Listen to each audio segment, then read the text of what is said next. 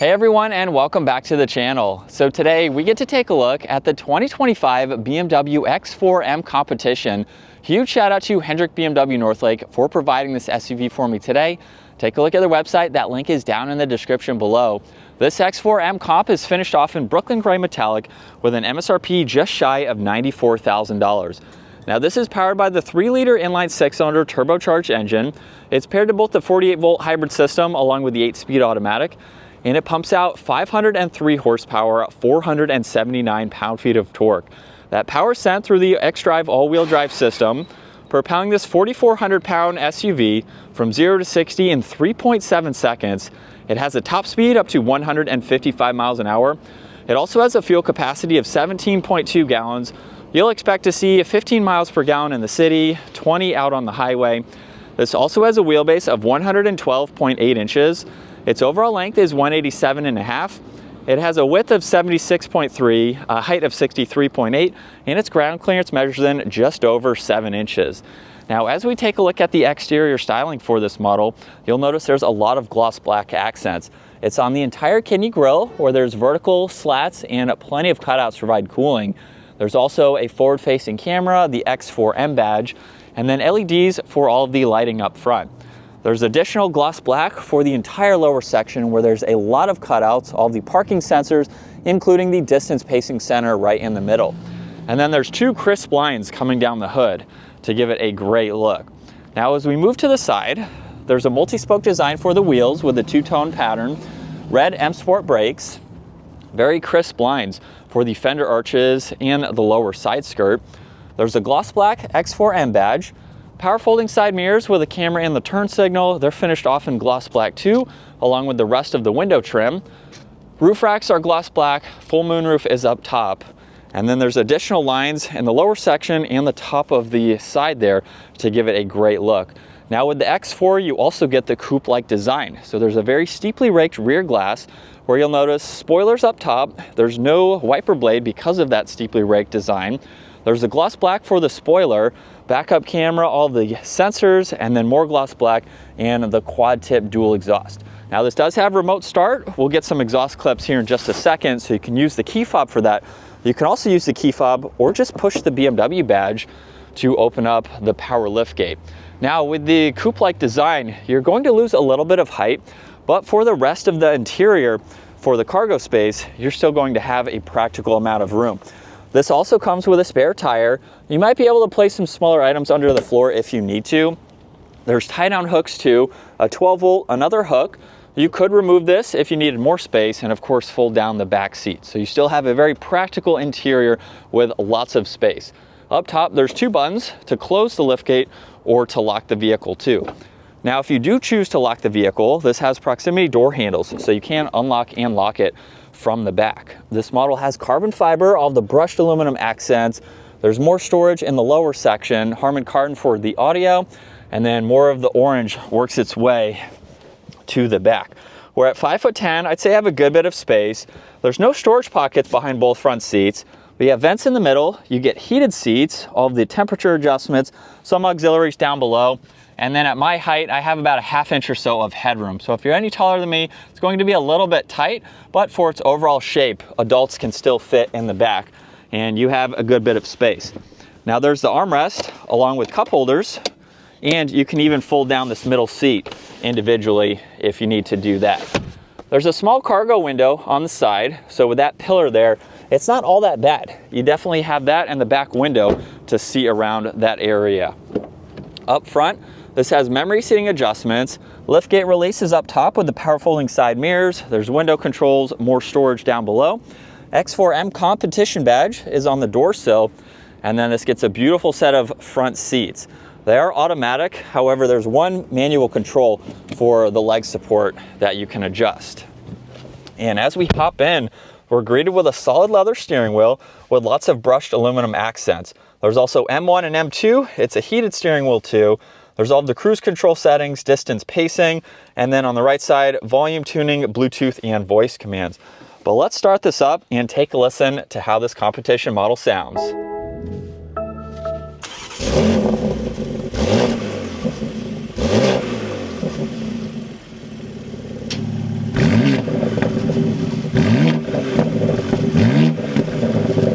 And coming back to the digital gauge cluster, you'll notice on the left side there's miles per hour along with fuel. Right side there's tach and engine temperature. Now to go through the information within that screen, simply just use this button on the top of the turn signal stalk. So you'll notice over on the right side is where you can view some information. So there's a live readout for MPG, you have some mileage, temperature, and PSI for the tires. You can even pull up live readouts for some of this information too. G-force meter, music, and then we're back to the settings that the vehicle is set to. And you can adjust those, of course, with M1 and M2. And then you do have a shortcut over here for music presets on the head-up display. So you can go through those as needed.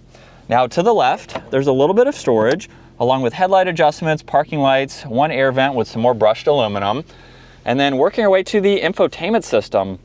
Home button is on the upper left. So by pushing on that, we can bring up this screen where you can swipe through some of this information, and then everything on the left side is going to be fixed. So you can quickly get into all of this just depending on what you need to view.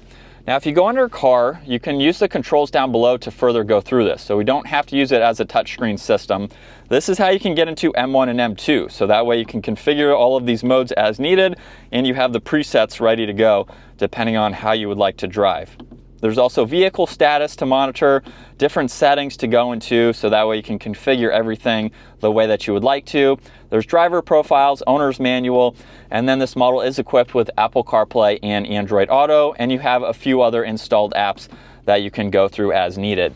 This model has more carbon fiber underneath that, and there's a secondary screen for the climates. So you can see the temperature, fan speed, where you'd like the air to go.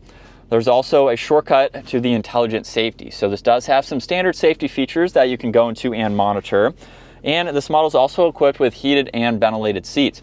You use one button to control whether you want them to be heated or ventilated. So really nice to see that. There's a few other recirc adjustments, volume, all the presets and tuning. Underneath that, wireless charging with some storage, cup holders, and a 12 volt, and then you can hide that away. Here are all the shortcuts for that screen. So again, if you don't want to use it as a touchscreen system, simply just use all of those controls. Now by putting it into reverse, we can bring up the backup camera. This also has automatic parking and backup assistance. And then you have the full 360 view to go around the entire vehicle. So you have no shortage of visibility. There's also a control down below to bring up the forward-facing camera. And then there's drive and sport mode. You have park on the back side, and then the adjustments for the transmission, how slow or quickly you would like that to react. There's traction control, the shortcut to the forward-facing camera, parking sensors, engine start stop, and then if you go into M mode, this is how you can actually change the entire tach and the head-up display. So you get some more sporty information front and center, and then a very large tach up on the head-up display. Setup is just behind that. That's how you can go into M1 and M2. There's the exhaust note, auto hold, e-brake, downhill assist. You get storage with an auxiliary, and then the glove box has plenty of space. Up top, there's garage door buttons with the rear view mirror, and then controls for the dome lights, sunshade, and sunroof. And here's a look at visibility. It's pretty easy to see. So even with the coupe-like design, you have plenty of glass to see over both shoulders. So as we set up behind the wheel for the X4M Competition, this is the peak of the X4. So we have a very expensive vehicle, but we have a lot of performance for this Model 2. And for the 25-year model, we don't have a curved screen for this. So BMW's been putting that in a lot of their vehicles. If that's not something that you're interested in or you like, you can still get that split screen setup with this X4. Now you're getting a little bit of smaller of a vehicle, but you're getting something that is going to handle incredibly well, something that is highly performance oriented. So if you're looking for a smaller SUV, you like that sports car vibe with that coupe-like look, this is a perfect option to go with. Now I have everything in M2. We have it in the sport mode setting, so we can use the paddle shifters, and it's also in the quickest shifting transmission setting at the moment. What I love about the BMW M models is not only can this handle well for an SUV, but you have so many different driving characteristics with this depending on how you want to drive. So basically, you can get on any road you want and set this up to how you want to drive on that specific road. With it in the quickest shifting settings right now, even in the automatic setting where you're not using the paddle shifters, The shifts are very quick. It also lets you kind of rev out a little bit in that highest setting. And then if you're just in stop and go traffic, put it down into the lowest setting, and it's just going to shift like a normal vehicle would. So this is a vehicle that you can be comfortable in daily driving situations, and then when you're ready to, you can have some sporty fun with this SUV. Now, in terms of just driving it like normal, it's a very comfortable vehicle. If you put it into the efficiency setting and you have everything just in comfort mode too, you can feel that it just rides very nice. And then of course it'll get stiff when you have it set up for the sport mode settings. It's very quiet and comfortable too. I have it in sport mode still at the moment. I like that little bit stiffer of a feel, but in general, this is a vehicle that you can absolutely daily drive. It's quiet too, not a lot of road noise or wind noise, especially for the price point too. That's what you would expect with this luxury focused SUV. It handles very well too. So you feel like you are in a BMW sports car, just a little bit higher up, of course. So you get that added practicality of being an SUV, just having a little bit more interior space and just a really nice layout. We have a lot of great technology for this model. And like I said, this is the top trim level for the X4. So you can go with some lower trim levels, which I have been able to do reviews on. There's the M40i, which is a step below this, and then the X-Drive models, if that is something that you are interested in. And we're in sport mode, second gear. Here we go. Just a mild acceleration, you can feel that this car just wants to keep going. Paddles are very smooth too, and that was in the quickest shifting settings as well. So if I tone it down to the lowest setting, we are going to have a little bit more of a delay in the shifts. So again, just depending on how you want to drive this vehicle, you can set it up to your liking.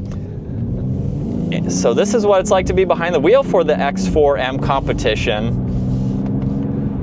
I think it's nice that they haven't put the curved screen in this yet. I think that's probably something that they might do for the next model year.